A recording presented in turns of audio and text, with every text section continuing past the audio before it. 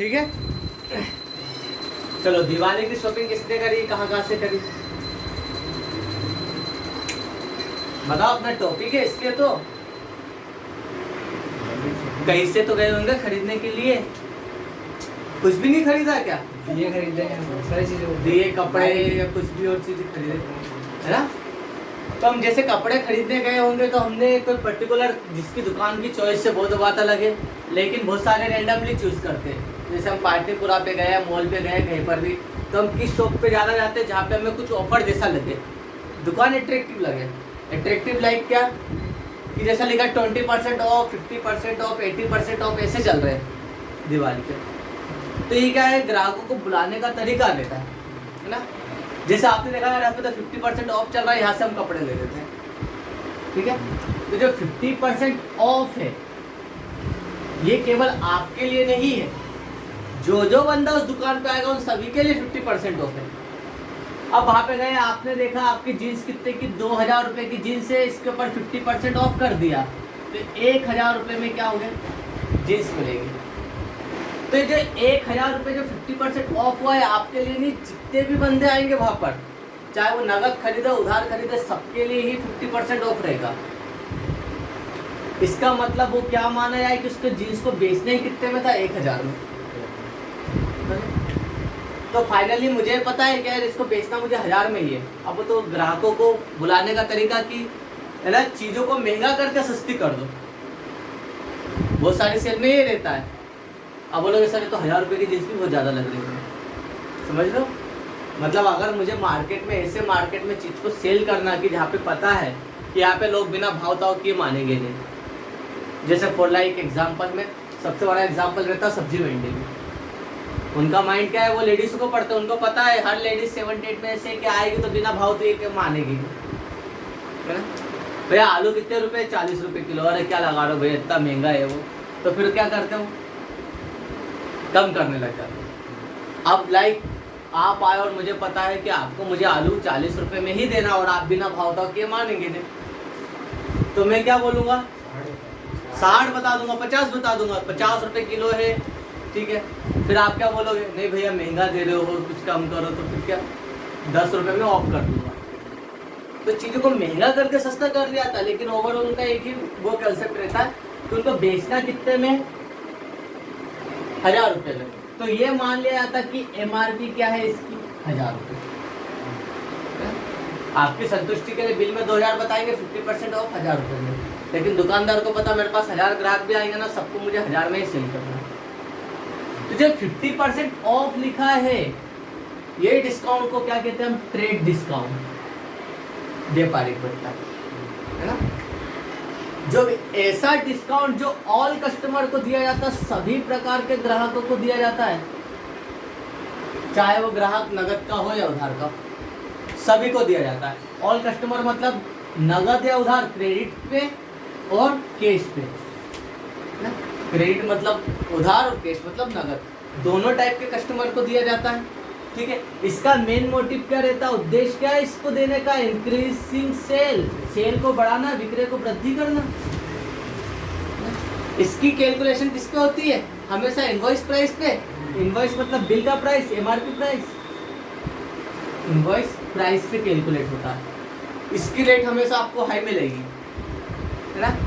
5%, 10%, 20%, 50%, 80% तक आता है, और बहुत सारी जगह पे तो 100%, अप टू 100% का कैशबैक मिल जाएगा, है ना। बुलाने का तरीका रहता है अप टू 100% कैशबैक, लेकिन एक्चुअल में नहीं, ठीक है। इनवॉइस प्राइस है ना, इसकी रेट हमेशा हाई रहती है, हाई रेट, ठीक है। लेकिन इसकी जर्नल एंट्री पास नहीं होती है, याद रखना। ट्रेड डिस्काउंट की कभी भी एंट्री पास नहीं होती है, क्लियर है। लेकिन इसे किसमें, बिल में शो किया जाता है, ठीक है। शो इन इनवॉइस, वापस से कह रहा हूँ, आप MP गवर्नमेंट स्कूल हो, प्राइवेट हो, कहीं पर भी हो, ट्रेड डिस्काउंट के डिस्काउंट में डिफरेंस आपको आएगा ही आएगा। Quarterly, half yearly, final exam कहीं ना कहीं मिलना ही है, ठीक है। क्योंकि तो बहुत अच्छा कंसेप्ट है और जनरल एंट्री वालों को सबसे टफ यही लगता है एंट्री करते टाइम। क्लियर है? एक चलो ठीक है, क्या समझा अपन ने? ट्रेड डिस्काउंट कैसा डिस्काउंट है सर? ऐसा डिस्काउंट होता है जिसका मोटिव क्या होता है? सेल्स को इंक्रीज करना। ये सभी प्रकार के कस्टमर को दिया जाता है, मतलब चाहे नगद खरीदो या उधार, कैश और क्रेडिट दोनों, क्योंकि कैश और क्रेडिट में आपको पता है एंट्री अलग हो जाती है। सब उधार खरीदा तो नाम क्या आता था? टू पार्टी का नाम हो जाता, और नगद खरीदा तो टू कैश करते ना। लेकिन यहाँ पर दोनों ही एंट्री में ट्रेड डिस्काउंट को कंसिडर किया जाता है। ठीक है, इसका उद्देश्य सेल्स को बढ़ाना होता है। इसकी कैलकुलेशन बिल पे होती है, इनवॉइस प्राइस पे होती है ना। ये हमेशा हाई रेट पे दिया जाता है। इसकी कोई एंट्री पास नहीं होती, लेकिन इसको बिल में शो किया जाता है, लेकिन इसकी जनरल एंट्री पास नहीं होती है। ठीक है, ये समझ गए? देखो, ये तो था अपना ट्रेड डिस्काउंट का।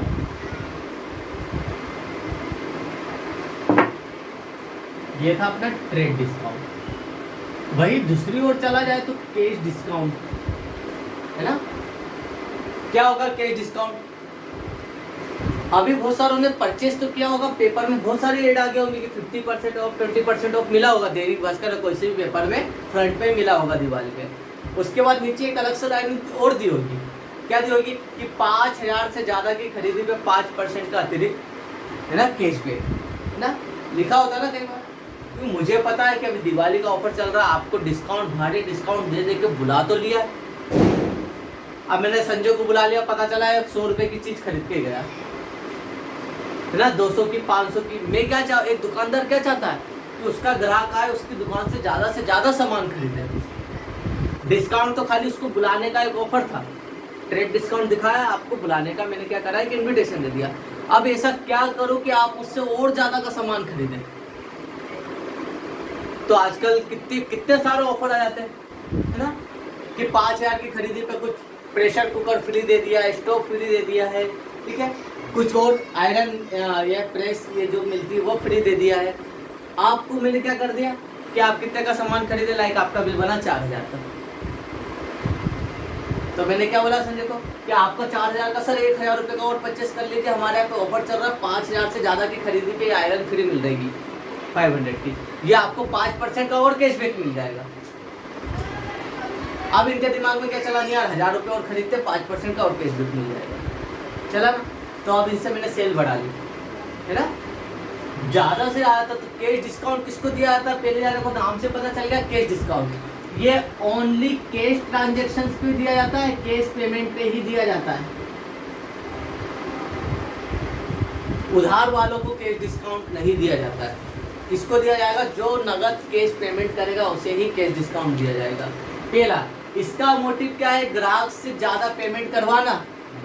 ट्रेड डिस्काउंट का मोटिव क्या था, सेल को बढ़ाना, लेकिन इसका मोटिव क्या होता है, कस्टमर से मोर पेमेंट करवाना, उनकी पेइंग कैपेसिटी को इंक्रीज करना, भुगतान करने की क्षमता को बढ़ाना रहता है। ठीक है, इसकी कैलकुलेशन किस पे होती है, इनवॉइस प्राइस पे, लेकिन इसकी कैलकुलेशन किस पे होगी, एक्चुअल प्राइस पे, वास्तविक मूल्य पे होती है इसकी कैलकुलेशन। ठीक है, रेट देखो यहाँ पर आ गया ये, है ना, एलिजिबल कौन कौन होंगे इसमें, ऑल कस्टमर। इसका मोटिव क्या है, उद्देश्य सेल को बढ़ाना, इसका मोटिव क्या है, पेमेंट ज्यादा करवाना, है ना। इसकी कैलकुलेशन देख लेते हैं, इसकी कैलकुलेशन किस पे होगी, इनवॉइस प्राइस पे, बिल प्राइस पे। इसकी कैलकुलेशन होती है एक्चुअल प्राइस पे। ठीक है, रेट, अब ट्रेड डिस्काउंट की रेट बहुत हाई होती है, हमने देखा सर 50% 60% ऑफ, लेकिन इसकी रेट बहुत लो होती है ना, 2% 4% 5%, इससे ज़्यादा नहीं होगी।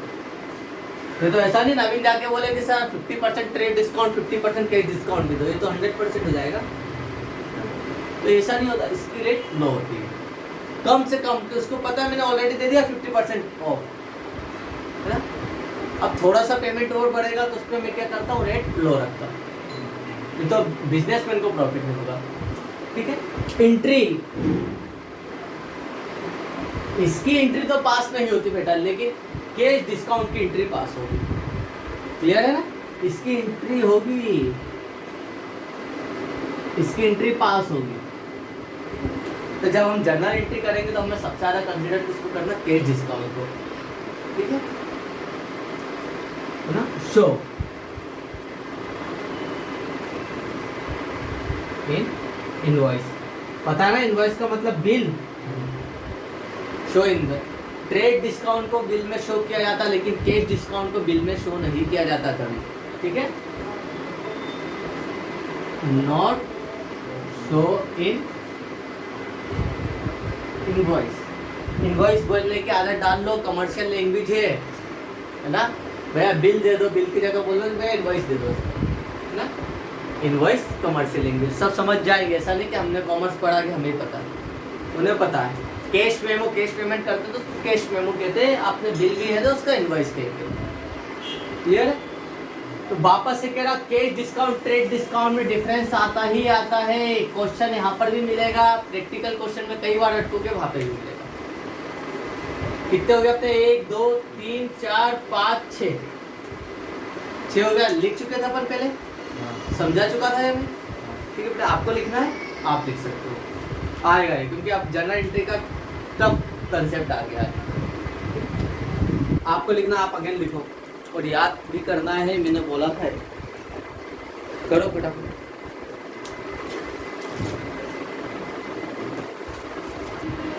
जब तक अकाउंट आपका कंप्लीट नहीं होगा ना, तब तक एक बिजनेस फील्ड को नहीं समझ पाओगे।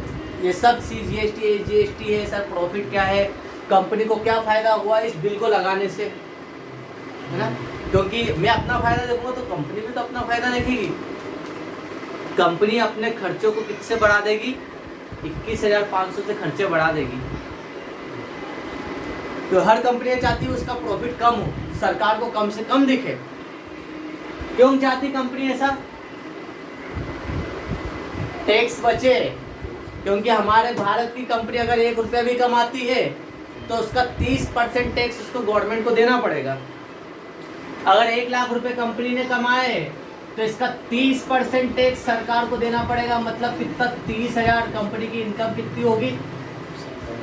और 1 करोड़ कमाए तो 30 लाख रुपए गवर्नमेंट को टैक्स देना पड़ेगा, है ना, समझे। और 10 करोड़ कमाए तो 3 करोड़ टैक्स देना पड़ेगा।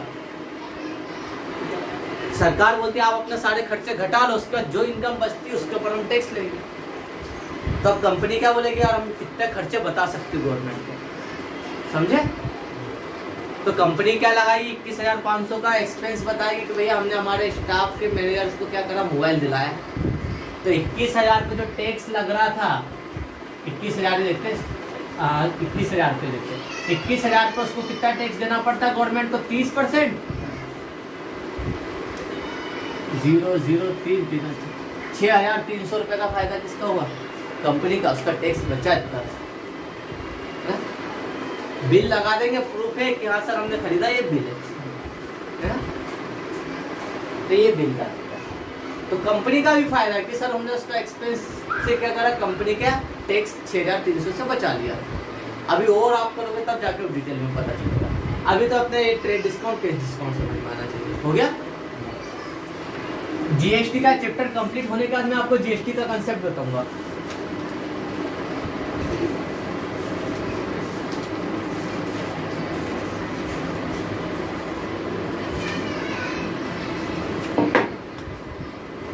अब डिस्काउंट 2 तरीके के होंगे, है ना। पहले मैं बताता हूँ, एक कैलकुलेशन देखते हैं, ठीक है। इधर ध्यान दो, मैंने लिखा गुड्स परचेस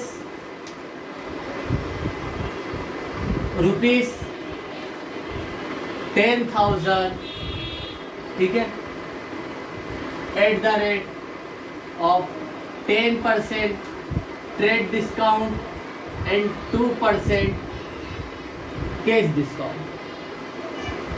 हमने 10,000 रुपये का सामान परचेस करा था, जिसके ऊपर हमें 10% ट्रेड डिस्काउंट मिला है और 2% कैश डिस्काउंट मिला है, ठीक है। तो कैलकुलेशन क्या होगी, इसका MRP प्राइस कितना हुआ, MRP को ही हम बोलेंगे इनवॉइस प्राइस, बीजक मूल्य, इनवॉइस प्राइस। 10,000 रुपये का आपने सामान खरीदा था, अमाउंट थोड़ा और कर लो, 20 कर लो, 20,000 का सामान खरीदा है, जिसके ऊपर आपको पहले क्या मिला, लेस कर दो ट्रेड डिस्काउंट। 20,000 रुपए का सामान था जिसके ऊपर 10% मतलब अपन में 100, पता है ना, तो 10 से 10 ये गया, 10 से 10 ये गया, कितना डिस्काउंट मिल गया, 2,000। वो सामान कितने का पड़ा आपको, 18,000 रुपए का। 18,000 क्या हुआ आपका एक्चुअल प्राइस। मतलब जर्नल एंट्री किससे होगी, 18,000 से ही होगी। परचेस अकाउंट डेबिट किससे होगा, 18,000 से होगा, ना कि 20,000 से, क्योंकि हमने पढ़ा था सर ट्रेड डिस्काउंट की कोई एंट्री होती ही नहीं है ना। तो एंट्री कहाँ से होगी हमारी, 18,000 से। वापस से कह रहा हूँ, ट्रेड डिस्काउंट की खाली कैलकुलेशन होती है। ऐसा माना जाएगा कि मोबाइल ये जो गुड्स है वो कितने का, 18,000 का ही है, 20,000 को आप ध्यान में नहीं रखोगे। क्लियर है, 18,000। अब इसमें से लेस करेंगे हम क्या, कैश डिस्काउंट। कैश डिस्काउंट की कैलकुलेशन कब होती है, after deducting trade discount. Trade discount को घटाने के बाद ही हम कैश डिस्काउंट निकालते हैं। कितना है कैश डिस्काउंट, 2%। किस पे निकलेगा, 2% घटी हुई कीमत पे, ना कि आप 20,000 रुपये मत निकाल लेना। तो कैश डिस्काउंट हमेशा क्या होता है, एक्चुअल प्राइस पे कैलकुलेट किया जाता है। मैंने लिखाया था वो एमआरपी प्राइस पे और ये एक्चुअल प्राइस पे। मतलब 18,000 रुपये का कितना मिलेगा डिस्काउंट आपको, 2% अपॉन में 100 कर दो, कितना 360, 360 रुपीज़। इट मीन्स आपको पेमेंट कितना करना होगा इसका, 0,4 ना 9 में से 3 गया 6, 17,640 रुपये का ये क्या करा होगा आपने, कैश पेमेंट करा। क्लियर है, ये होती कैलकुलेशन। अब एंट्री क्या होगी, है ना, याद तो समझ में आ गया। क्लियर है बेटा, डिस्काउंट दो तरीके से रहेगा। अगर हम दुकान से सामान खरीद रहे तो हमें डिस्काउंट मिलेगा, है ना। लेकिन आप एक दुकानदार हो और मैं सामान बेचूंगा, सेल करूंगा, तो सेल करते टाइम मुझे आपको डिस्काउंट देना पड़ेगा। ठीक है, तो परचेज के time, at the time of purchase discount क्या होता है, रिसीव्ड होता है ना। और at the time of sale, ये भी अपन ने कौन सी एंट्री करी, at the time of purchase. Purchase के टाइम डिस्काउंट देखेंगे अपन। ये एग्जांपल बता रहा हूँ, एग्जांपल। ठीक है, हेडिंग डाल दो, discount at the time of purchase. Purchase के टाइम आपको डिस्काउंट क्या होता है, रिसीव्ड होता है, मिलता है। हेडिंग आ गई समझ में। डिस्काउंट का ट्रीटमेंट कर रहे हैं हम eight the time of purchase. Purchase के समय में डिस्काउंट रिसीव्ड होता है। और जब जब आपको डिस्काउंट रिसीव्ड होता है वो आपकी क्या इनकम है ना। क्योंकि आपको पता है सर हमने 100 रुपये का सामान 90 रुपये में लेके आए, मतलब 10 रुपये हमने बचा लिए। 10 रुपये जो खर्चा होना था वो बच गया, वो हमारा प्रॉफिट है। और जर्नल एंट्री का रूल क्या कहता है, ऑल प्रॉफिट एंड इनकम्स को क्या करना, क्रेडिट, है ना। तो यहाँ पर डिस्काउंट क्या होगा, क्रेडिट। एंट्री देखो, इसकी एंट्री क्या हो सकती है,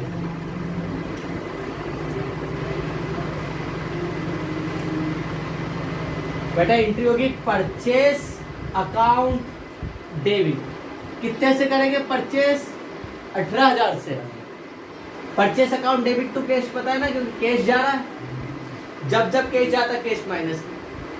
कितना गया आपकी जेब से कैश, 17,640 रुपये गया है। आपने कैश कितना दिया था, 17,640, 17640। और डिस्काउंट मिला, इसलिए डिस्काउंट को क्या करेंगे आप, क्रेडिट। किसके साथ, इसी के साथ, टू डिस्काउंट। लेकिन कौन सा discount, only cash discount, trade discount की एंट्री नहीं होती है। पता ना कितने का है कैश डिस्काउंट, 360। 18,000 यहाँ पे, 18,000 यहाँ पे बराबर होना चाहिए। नरेशन में लिख दो, भले से नरेशन का कोई इशू नहीं, नरेशन में लिख देते बीइंग, ठीक है। गुड्स परचेज करा आपने, परचेज है ना, at the rate of 10% trade discount and 2% cash discount.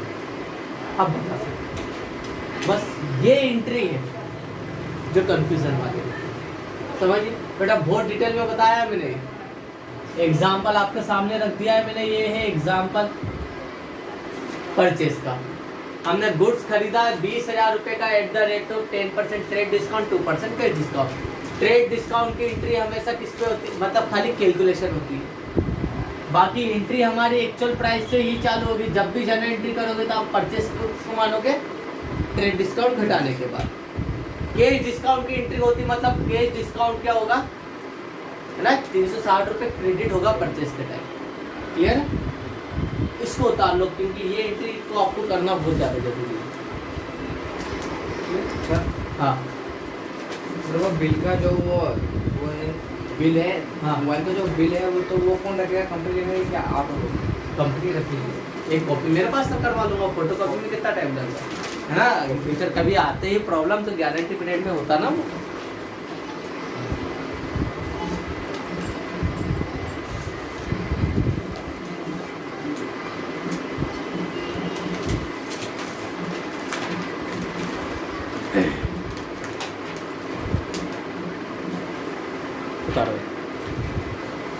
अब बेटा अगर मैं एग्जांपल बदल देता हूँ इस पे,